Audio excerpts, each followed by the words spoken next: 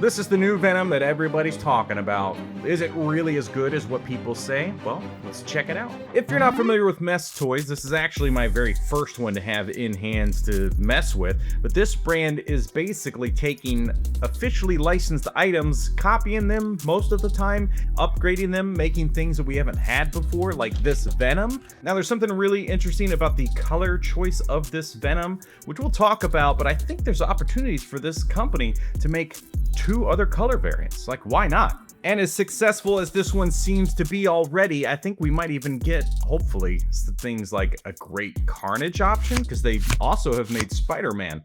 And whether you like your Venom with shoes or bare feet, you get options, and that's another thing that makes this so good. Options. Plenty of them, too, and all for a very affordable price. So let's just jump into it, because there's a lot to look at. We have the base, and it also includes the coloring that was unique to this one, which is that black but also purple. So most of the time it appears black, light hits it and you get this purple glow, which is pretty cool because in the comics alone he's had kind of various approaches to his color scheme. So I like this purple. They could definitely go blue, and they could definitely go with like just a pure black option. And it actually comes with a bendy arm that is made of metal, which is great. So you get a very strong item that is going to be great for dynamic poses. The weakest part really is this claw. This is like just super cheap plastic. There's no screws or anything to keep it tight.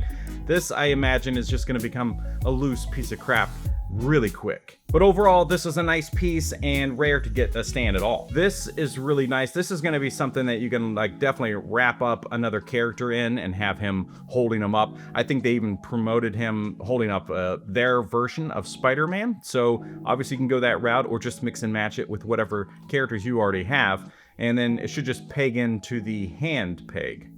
Peg into the hand peg, huh?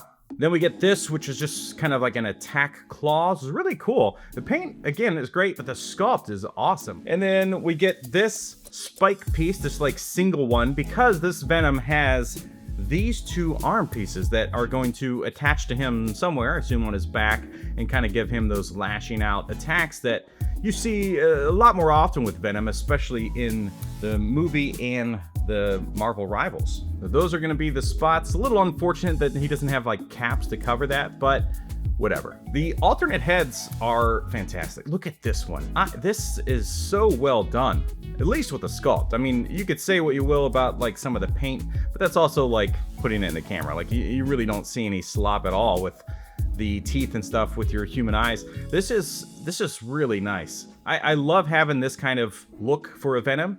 I really appreciated what they did for the Mafex version. Like, this is nice, but I know a lot of people kind of felt this way too. This is definitely your smaller kind of first experience with Venom, but he didn't have that like crazy head sculpt like you get with this, which is really what he's known for these days. And if you like the shirt I'm wearing, I have a link down in the description to grab that as well. You do get this half symbiote face, which is kind of nice. It does remind me of some Mafex with the paint work on the human side of things. So this is going to be an interesting figure to mix in with some other lines. Like, is he going to do well with Marvel Legends or other Mafex figures? Here is the head sculpt without the symbiote going up it. It's just this kind of basic angry look, which is fine. It has a nice sculpt for the hair.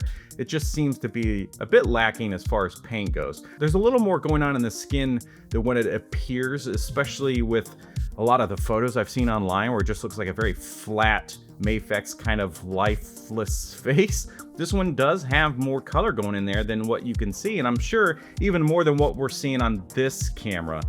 In person, this is actually a pretty solid head sculpt. On by default is just this neutral one, which does look really nice. On by default, he has these kind of classic Venom hands. I mean, this stuff that's crazy how hard this is to see on camera. He is so dark, but in person, it's really not so bad. You also get some fists. You get these claw attack hands. Then you get these open hands, which would be great for your, like your wall crawling and stuff. And then you get the bare feet option. So all with the hinge points, which is nice. The shoe style on by default, again with the toe hinge, which is nice. The white actually has like a pearlescence to it, and I don't think that's coming across this camera angle, so hopefully you see that in some of the B-roll, but it's not a flat white. I'm not seeing any quality control issues through the paint. This is all looking really nice. I'm curious about his articulation. I think it's going to be the best articulation you've ever had in a Venom, but I'm curious about the joints, the quality of the joints and stuff. Now, of course, for some people don't like these shoulders. We've talked about it before, especially on the other channel with some of the blank bodies. A lot of people just do not like these shoulder joints, but this is how you get some of the best possible articulation ever. It's same thing with this chest piece. Now, it's a little more hidden on this Venom because of his paint and stuff, but this has that like amazing butterfly system that basically goes as far forward as you could possibly want it, and the same with going back. Like, you do not get this level of dynamic posing from really any other Venom that's out there. Maybe there's something, but this is definitely, probably for most people, going to be the best version of a Venom that they've ever owned. It is leaps and bounds better than this Marvel Legends one for the Gamerverse line. Like, this thing is just so outdated. Hasbro's so outdated with so much of the stuff that they make. Like, I'll give them props when they deserve it with like the Sentinel and the new upcoming Apocalypse, but they are just so behind. And to compare it to the Mafex, which is the black one, which does have like some blue undertones and some gray paint and stuff. It's not just pure black.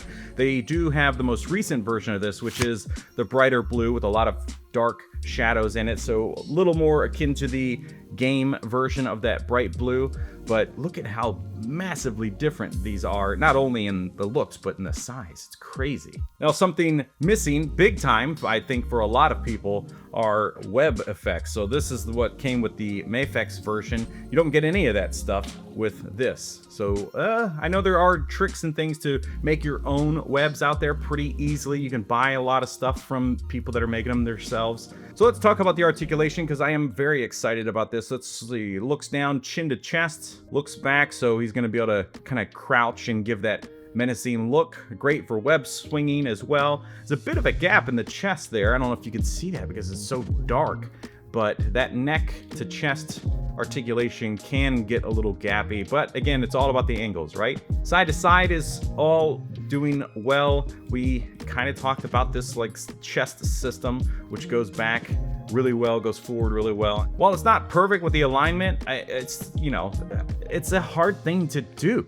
with any brand. Either you just kind of neglect it altogether, or you do something like this. I think this is working really well. Again, those shoulders, not for everybody, but I think absolutely worth it in the long run for a highly posable, dynamic Venom. This is going to be some of the best stuff you can get, because essentially that allows for drop-down designs as well by doing this ball peg system. Bicep swivel. This is actually reminding me a lot of the Wellworks, but it's also very different. So Wellworks has a blank body I reviewed on my second channel, but this whole setup here is totally unique. Definitely more of that kind of Revoltech system. It can look a little gross, that's for sure, but if you put the work in, you can kind of help hide those gaps and stuff. And again, it's about angles, and it's about reaching maximum articulation versus just kind of looking the best.